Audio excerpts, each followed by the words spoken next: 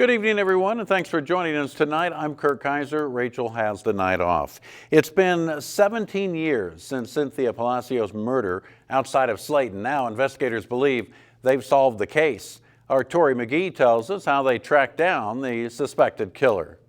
57-year-old Andy Castillo is accused of killing Cynthia Palacio in 2003.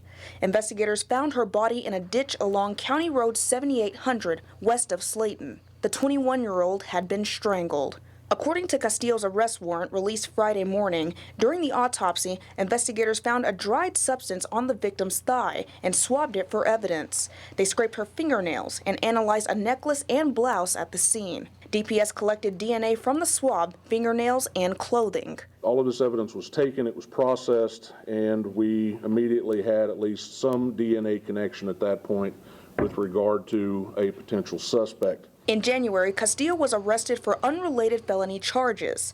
Police say he gave Lubbock police written permission to take his DNA. They matched it to what was found at the Palacio murder scene. Castillo, who remains jailed in McLennan County, is now charged with the murder. His bond is set at $500,000. If convicted, he faces up to life in prison with the possibility for parole.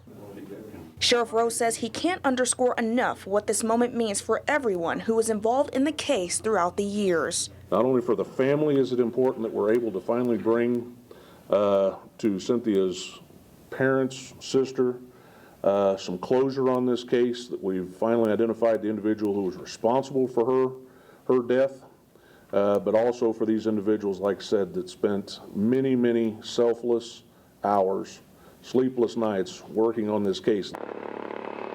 On Friday, DPS reported the investigation into Palacio's death has been linked to another homicide, the April 2004 killing of Linda Carbajal. Sources then told Fox 34 she and Palacio were roommates at some point. That case is still under investigation. With senior photojournalist Andrew Wood, Tori McGee, Fox 34, News at 9.